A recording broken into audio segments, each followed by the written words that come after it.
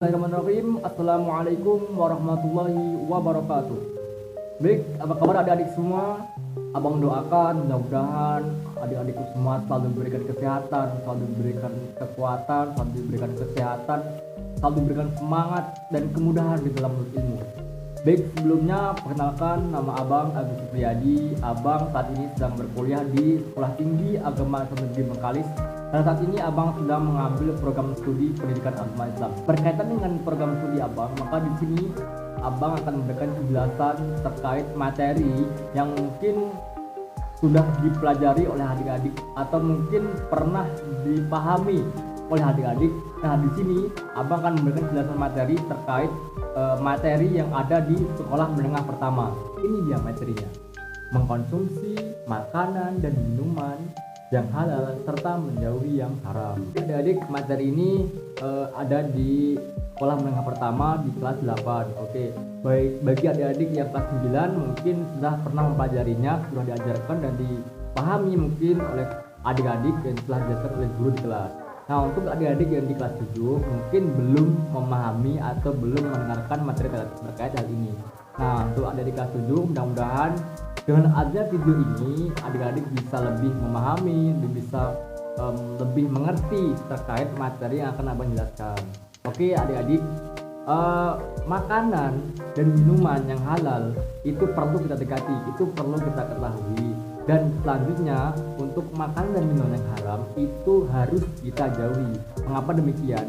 Karena kita dari kecil sudah diajarkan bahasanya kita diwajibkan untuk selalu mengkonsumsi sesuatu yang halal dan selalu menjauhi sesuatu yang haram. Nah, dengan hal ini mungkin adik-adik bermunculan pertanyaan-pertanyaan dari benak adik-adik, apa sih makanan yang halal tersebut? Kategori makanan yang halal itu apa? Dan cara bagaimana kita bisa menjauhi makanan atau minuman yang haram itu perlu juga kita ketahui. Oke, yang pertama ada makanan halal. Oke, makanan halal adalah makanan yang dimakan menurut ketentuan syariat Islam. Itu poin pertamanya. Dan bagi seorang muslim, makanan yang dimakan harus memenuhi dua syarat. Yang pertama halal, diperbolehkan berdasarkan ketentuan Islam, itu yang dimaksudkan halal. Yang kedua thayyib, mengandung nutrisi, mengandung gizi serta menyehatkan. Makanan dan minuman yang kita konsumsi itu sudah seharusnya halal tayyiban. Artinya halal berarti sesuai dengan ketentuan syariat Islam, dan tayyiban artinya makanan dan minuman yang kita konsumsi terus bergizi, bernutrisi serta menyehatkan. Oke ya adik-adik, selanjutnya halal itu ada kriterianya. Ada 3 kriteria terkait makanan yang halal. Oke, yang pertama halal dari segi wujudnya. Oke, artinya makanan tersebut tidak diharapkan oleh Allah Subhanahu wa Ta'ala. Yang kedua, halal dari segi mendapatkannya.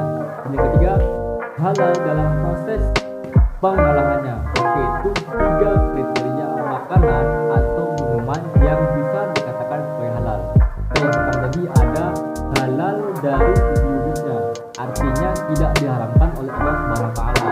Yang kedua, halal dari segi mendapatkannya. Jadi makanan dan minuman yang kita konsumsi harus halal, harus dengan cara yang benar kita mendapatkannya. Dan yang ketiga adalah halal dari proses pengolahannya. Ada beberapa makanan yang diolah dengan sesuai konsep Islam. Artinya makanan tersebut boleh kita konsumsi jika seandainya cara pengolahannya dari cara menyembelihnya itu sesuai dengan ketentuan syariat Islam. Itu baru dikategorikan atau bisa masuk ke kriteria sebagai makanan yang halal. Oke, selanjutnya makanan yang haram. Oke, kita juga harus mengetahui apa sih makanan-makanan yang bisa dikategorikan sebagai haram. Atau mungkin kita bertanya, apa sih makanan haram itu? Oke, di sini Abang akan memberikan penjelasan bahwasanya makanan yang haram yang pertama. Oke, yang pertama, makanan yang haram adalah makanan yang langsung Allah Allah dan Rasulnya mengatakan itu haram. Oke, ketika Allah dalam Al-Quran mengatakan ada sesuatu makanan yang itu tidak boleh kita makan, berarti itu adalah makanan yang diharamkan. Jadi kita harus menjauhinya dan tidak boleh mengkonsumsi makanan tersebut. Baik, selain daripada itu, kita juga harus mengetahui mengenai manfaat kita mengkonsumsi makanan dan minuman yang halal. Apa saja manfaatnya? Baik, ini dia manfaatnya. Yang pertama, mendapat ridho Allah karena taat. Oke, yang pertama, mendapat ridho Allah karena telah menaati perintahnya dalam memilih jenis makanan dan minuman yang halal. Jadi kita taat dan tidak semena-mena dalam memilih makanan ataupun minuman yang kita konsumsi.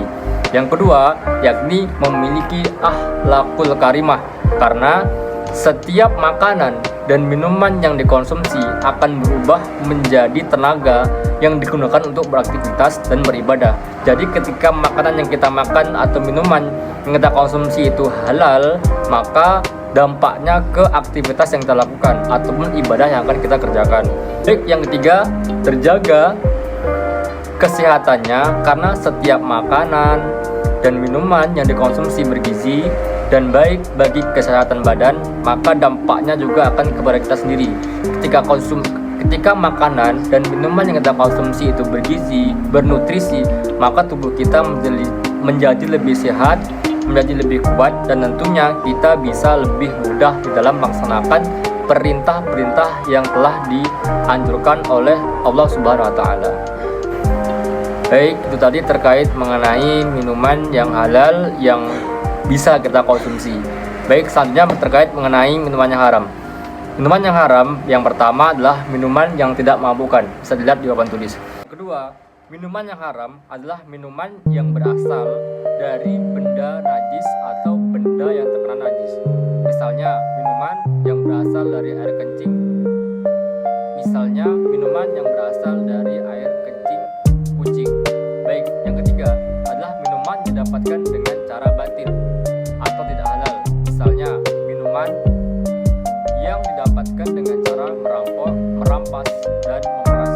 Tadi terkait mengenai minuman yang haram yang sudah seharusnya kita jauhi.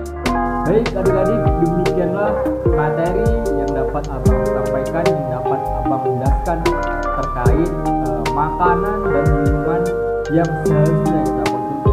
Artinya di sini ada beberapa makanan dan minuman yang harus kita dekati karena kehalalannya, dan ada makanan dan minuman yang kita harus jauhi karena keharamannya. Jadi mudah-mudahan dari apa yang sudah abang jelaskan, dari apa yang sudah abang sampaikan, nantinya ke depan kita bisa menerapkan bersama-sama, kita bisa memilih dan memilah makanan dan minuman yang seharusnya kita konsumsi agar kita bisa benar-benar melaksanakan apa yang sudah diajarkan oleh agama Islam. Artinya kita melaksanakan apa yang sudah diperintahkan oleh Allah SWT, dan kita juga melaksanakan sunnah Rasulullah SAW. Abang mohon maaf kiranya penjelasan yang abang sampaikan kurang dapat dipahami, karena mungkin penjelasan yang abang sampaikan berbelit dan sebagainya. Abang juga mohon maaf, mungkin ada terdapat kesalahan, kekeliruan dalam cara abang menyampaikan, atau ada materi yang seharusnya, ataupun mungkin ada materi yang tidak abang sampaikan atau kurang jelas abang